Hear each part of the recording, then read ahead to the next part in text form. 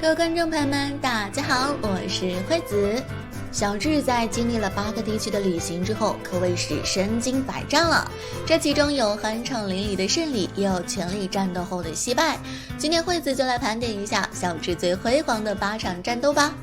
由于本话题较为主观，所以仅代表个人观点，欢迎讨论。第一场对战工厂小智 vs 达拉。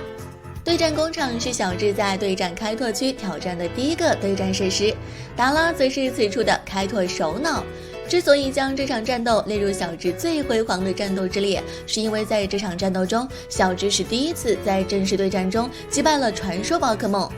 尽管在战斗初期，小智的喷火龙由于经验差距，在与极冻鸟的技能碰撞中落入下风，翅膀被冰冻住，失去了灵活性，但喷火龙还是凭借自身发热巧妙融化了冰冻，加上属性优势，对极冻鸟同样造成了很大伤害。随后的地球上头击败了极冻鸟，小智也获得了知识的象征。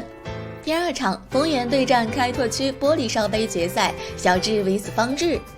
这是小智再次来到枫叶地区的首次大赛，但与他上次在枫叶联盟采优大会上8强相比，实力已经有了翻天覆地的变化。皮卡丘轻轻松松就打入了决赛。在决赛上，小智第一次使用了吸盘魔偶战斗，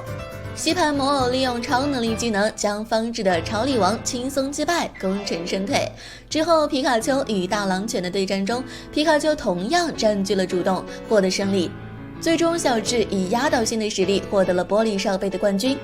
第三场神奥联盟8金4，小智 vs 真4。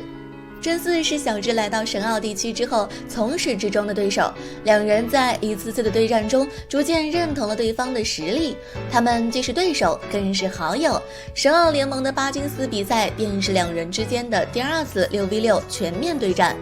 在比赛中，两人斗智斗勇，你来我往，精彩战术层出不穷。在经历了整整3局的激烈对战后，小智的烈焰猴发动猛火推进，终于艰难击败了真4的最后一只宝可梦电击魔兽。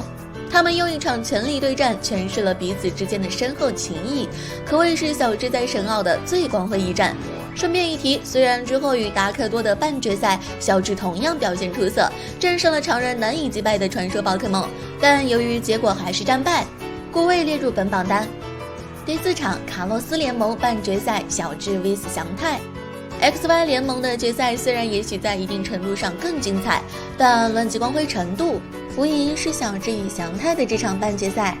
祥太作为初出茅庐的新人训练家，通过一次次学习小智的对战经验，终于在联盟大赛上与小智站在了同样的舞台上。小智也从前辈指导者的角色转变成了对手。在这场较量中，羁绊形态甲和人蛙与 Mega 蜥蜴王的白刃战让观众都沉醉其中。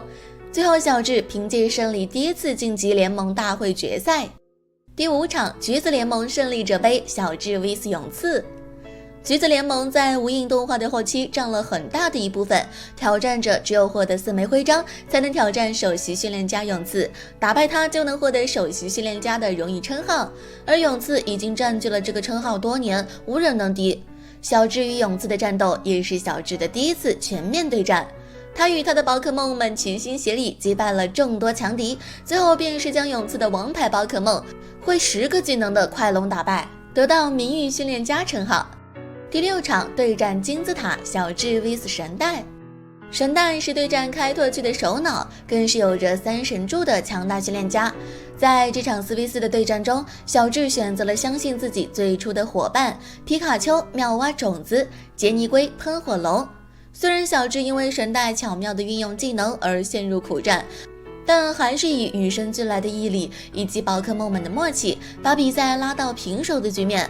最后皮卡丘面对雷吉艾斯毫不怯战，成为小智第2只击败了传说神兽的宝可梦，小智也得以称霸对战开拓区。第2位阿罗拉联盟决赛，小智 vs 格拉吉欧。这是阿罗拉地区的首次联盟大会，因此从一开始就备受关注。虽然因为各种原因导致决赛赛制为3v3，有了一些遗憾，但不可否认，无论是身经百战的小智，还是对手格拉吉欧，都是整个阿罗拉地区最顶级的训练家。因此小智在宗彦狼人的内战中取胜，取得第1个地区冠军，可谓是苦尽甘来啊，是对他这么多年艰苦战斗的最好回报。最后一场阿罗拉联盟表演赛，小智 vs 酷酷一博士，相信很多人已经猜到了小智最光辉的战斗了。这场表演赛可以说将之前观众对小智实力所有质疑击碎了，双方你来我往，智慧与力量的较量下，几乎每只宝可梦都与3个对手有过交战。随着最后千万伏特与卡普 Z 招式的碰撞，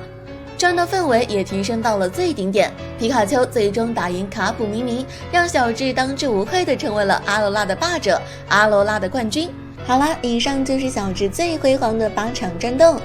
大家认为应该如何排序呢？或者还有更精彩的战斗我没有说到，欢迎各位在评论区留言。我是惠子，听说关注我的人都很漂亮，哈哈。